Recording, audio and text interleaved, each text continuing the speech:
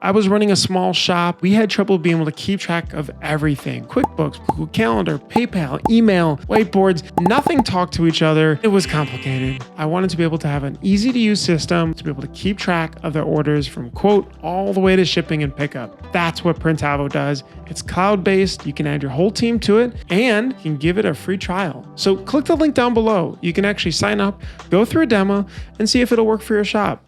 This week we're talking about the 3 best ads we've ever seen.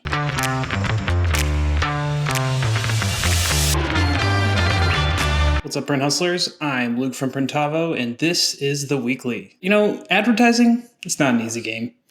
Think about the skills it takes to make a great advertisement. You have to know your product, you have to know your customer, you know graphic design, branding principles, you have to know how to write compelling copy, you have to know where to distribute it, you have to know how much to pay, and so on and so on and so on.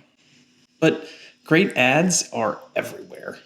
I mean, of course, everyone living in this society has some degree of ad blindness. You don't see a lot of the great ads that are all around you just because there are so many of them.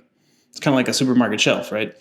When you're in the supermarket, you don't take a perfect inventory of every product and every price. You can scan the aisle and look for the things you want and probably leave some space to allow yourself to find things you weren't expecting, but you're not going to be perfect at shopping, right?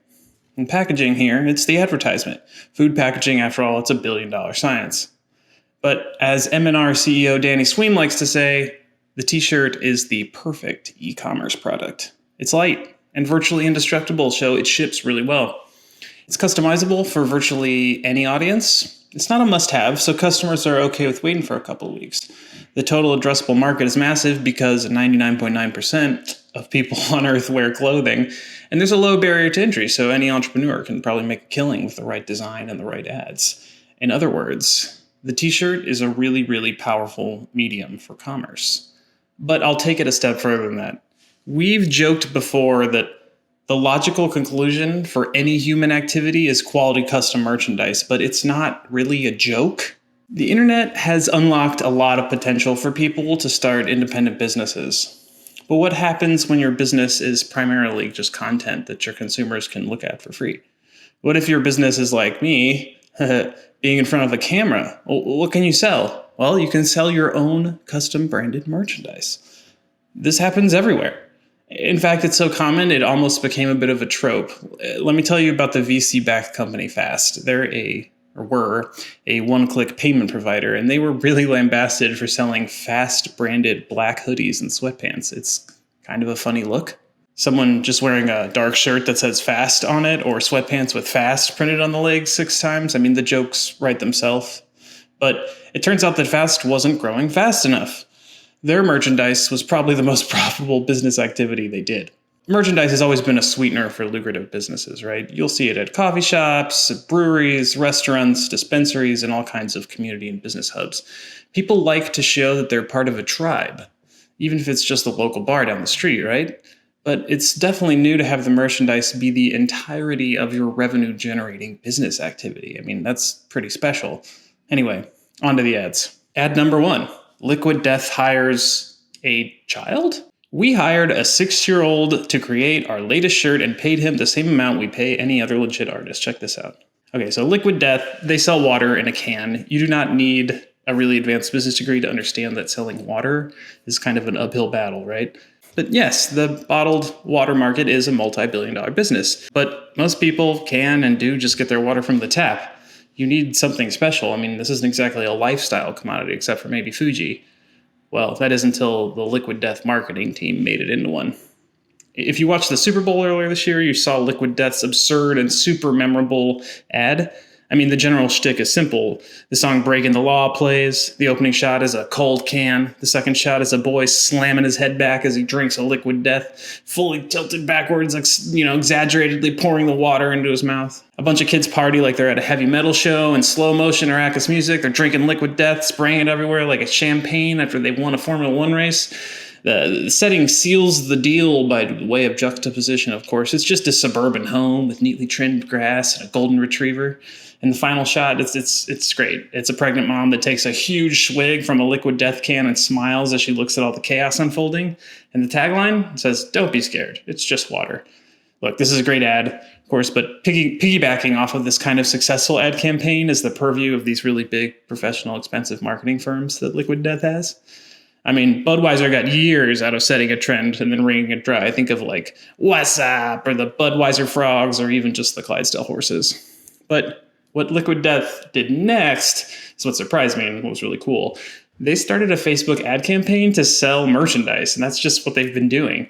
So yes, the logical endpoint of all human activity is not water in a can, it's quality branded merchandise. So Liquid Death hired a 6-year-old to illustrate one of their t-shirts. And honestly, it's one of the best t-shirt ads of all time. Would you expect anything less from Liquid Death, though? Terminus Tees shows you a screen. Terminus Tees, it's hard to know where to begin telling the story of John Ladd and his Georgia-based shop. Are they a film studio? Are they a print shop? Are they an advertising agency? Yeah, sure. If you haven't watched the video of John explaining the screen ad, then you've missed out on a genius bit of insight into marketing and human psychology. The strategy itself here is fairly simple. The shop just makes an offer that no customer can refuse, and then they upsell very creatively. They get into a conversation quickly with the customer from there, right? They start asking questions like, do you really just want black shirts with white ink, And actually, John said only 29% of customers took the deal. Are a ton of customers actually getting 100 shirts for $399? No, but that's not the deal that this shop wanted to create. They're looking for someone to guide these customers through the process of getting a bunch of shirts printed, right? And we really like the strategy because it's engaging. Generating a bunch of leads that are looking for like 100 shirts? Yes, please. That's really good. It puts a lot of work on the calendar, right? A bunch of 100 plus shirt jobs coming through the doors. That's great utilization of your shop. And it lets you use excess inventory, which is really how this started. This whole thing really started because Terminus had a bunch of overstocked black teas. They made lemonade out of lemons. There have been several iterations of this Terminus ad throughout the years, including a newer one with a mascot holding the screen, but it's a tried and true method. Terminus really perfected it. You can copy it too. And finally, we've got Bad Knees, good ad. My name is Jim. This is my t-shirt shop, Bad Knees, in Bloomington, Indiana. I'm the one who designs and prints and ships Bad Knees all over the world 5 days a week. If you're looking for shirts with words or animals or sometimes a combination of both, Bad Knees might be for you. Free shipping on orders $75 or over, speedy service. So let's get to the last ad here. It's from Bad Knees Tees out of Bloomington, Indiana. I've seen this ad a few times in my feed. It's always stuck out.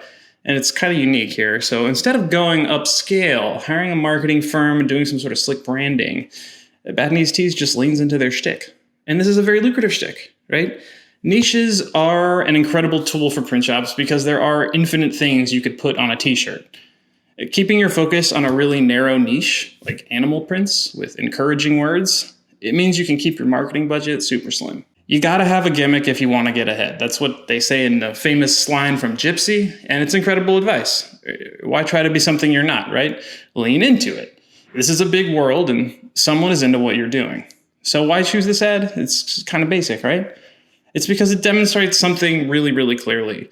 Knowing who you are and what your audience is makes the work of marketing and advertising a lot simpler. This doesn't have to be rocket surgery. Plus, I've got a bonus. This is how to look at ads for your competitors. We'll drop a link down in the description. You can look up the Facebook ad library or the Meta ad library and see just about anything you want that's advertised on Facebook. So here's how it works. You can search for topics, keywords like local sports, or maybe your town and sports, or for specific advertisers like Portland Gear, pictured above. They're not running ads right now. Just interesting to see. But you can see every ad for that keyword or from that advertiser that's running on Facebook in all the way throughout history too. This is a great way to get ahead of the curve, get some inspiration, see what your competition's up to, and maybe just, see what everybody's doing. And lastly, check out this cool faux vintage ad from Silk Shop Screenprinting. All right, that's it for the weekly this week. How'd we do? I know I missed some ads. I've got ad blindness. So what's your favorite ad? Drop us a link down in the comments and I'll check it out. See you next week.